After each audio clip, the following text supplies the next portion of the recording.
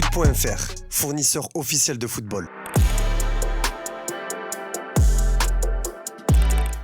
Bonjour à toutes et à tous et bienvenue dans ce nouveau JT Foot Mercato. On commence au Real Madrid où Kylian Mbappé reste le sujet de discussion principal dans les émissions et les médias de nos voisins ibériques. De plus en plus critiqué pour ses prestations jugées moyennes, il est clairement au cœur d'un débat entre ceux qui le critiquent et ceux qui le défendent. Quoi qu'il en soit, son positionnement sur le terrain pose aussi question. Les Merengues se rendent compte à leur tour que ce poste de numéro 9 n'est pas le contexte idéal pour que le Bondinois exploite au mieux ses qualités. Seul problème, et pas des moindres, le côté gauche est déjà occupé par un certain Vinicius Junior qui n'a plus rien à prouver. Mbappé va donc devoir s'adapter à cette position et certains sont plutôt pessimistes à ce sujet. Mais comme l'indique la Cadena Ser, du côté du Real Madrid, on n'a pas forcément de doute, bien au contraire. Les Merengues sont convaincus du fait que Kylian Mbappé va finir par s'adapter et briller à ce poste de numéro 9. L'état-major madrilène est aussi persuadé que le duo Vinicius-KM9 va finir par trouver des repères et être au niveau attendu. Les têtes pensantes du club prédisent une cohabitation parfaite et prolifique entre le Brésilien et le Français. Il n'y a donc aucune inquiétude pour les dirigeants,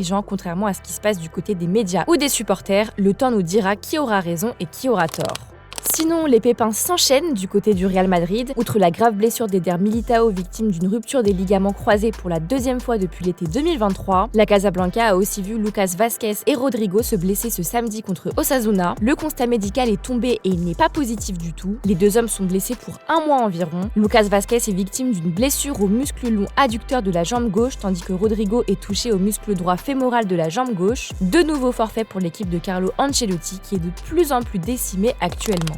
Et d'ailleurs, ça sent la trahison dans l'air du côté de Madrid. Selon les informations de Relevo, le Real Madrid souhaiterait attirer dans ses filets Jorge Castillo, le capitaine des U19 de l'Atlético de Madrid. Un dossier compliqué à cause des liens entre le joueur et les Colchoneros, mais pas impossible, car le joueur de 18 ans est en fin de contrat l'été prochain. Considéré comme l'un des plus gros espoirs du centre de formation madrilène, Castillo a déjà signé un premier contrat professionnel il y a 2 ans et demi maintenant, et s'entraîne souvent avec le groupe dirigé par Diego Simeone. Difficile de voir à l'heure actuelle le joueur formé chez les Colchoneros quitter son club de toujours pour aller chez le rival. Cependant, de son côté, le Real Madrid ferait le forcing pour attirer le joyau de l'Atleti. Affaire à suivre.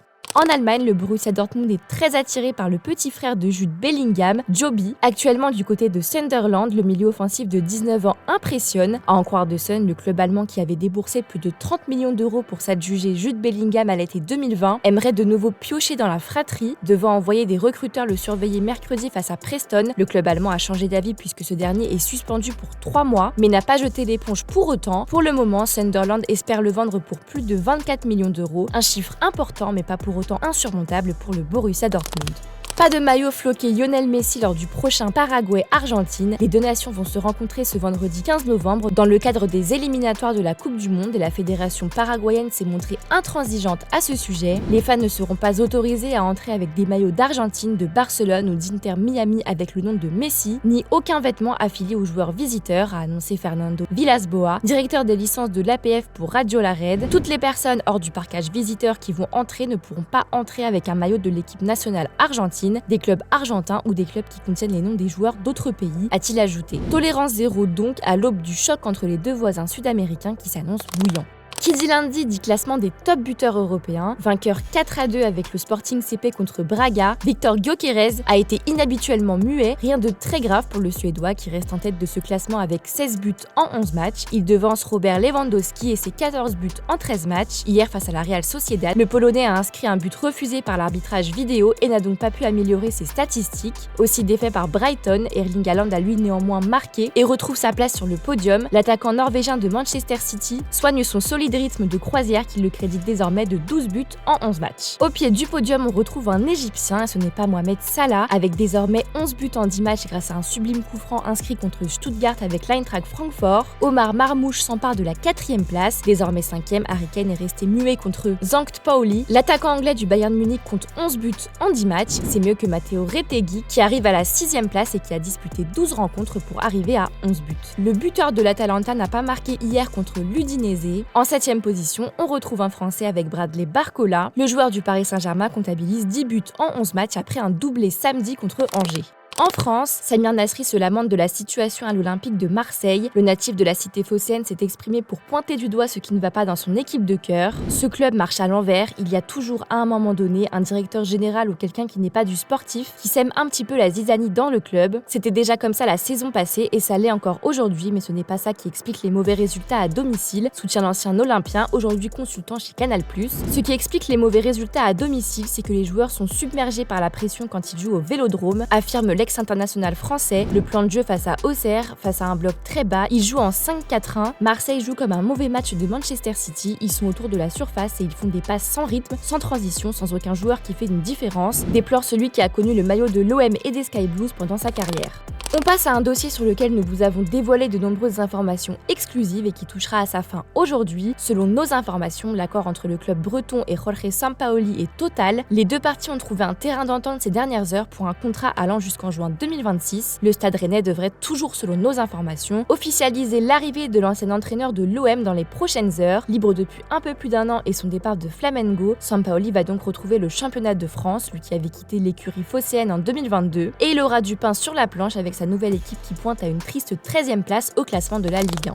Et rebelote avec la trêve internationale, la dernière de cette année 2024. En équipe de France, la non-sélection de Mbappé fait encore beaucoup parler. Pour Lizarazu, Didier Deschamps a voulu punir le joueur du Real. Comment j'interprète l'absence de Mbappé? On a juste compris que Kylian Mbappé voulait venir, donc je l'interprète comme une sanction par rapport au stage précédent où il a dit qu'il était blessé mais qu'il a joué avec le Real Madrid et qu'il a fait cette escapade en Suède ensuite. Je pense que c'est une sanction de Deschamps qui n'a pas apprécié cette séquence. Tout simplement, je pense qu'il voulait le montrer et lui faire passer ce message.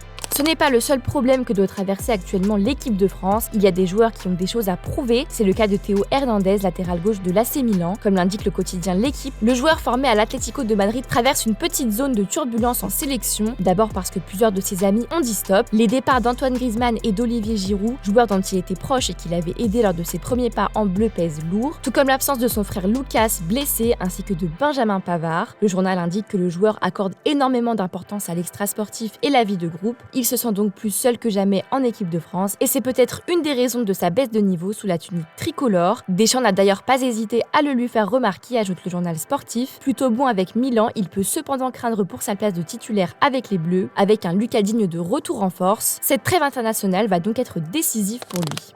En ce qui concerne Wesley Fofana, il ne sera pas de la partie. Figurant dans la liste des 23 joueurs retenus, le défenseur de Chelsea est finalement forfait après des douleurs à un genou. Didier Deschamps a donc décidé d'appeler Benjamin Pavard pour le remplacer. Selon les informations de RMC Sport, Ousmane Dembélé pourrait également manquer à l'appel après sa rentrée face à Angers samedi dernier. L'attaquant du PSG a ressenti une gêne à l'ischio. Dembélé a donc passé des examens hier avec le club de la capitale, mais devra se déplacer à Clairefontaine où il devrait faire constater sa blessure. Affaire à suivre.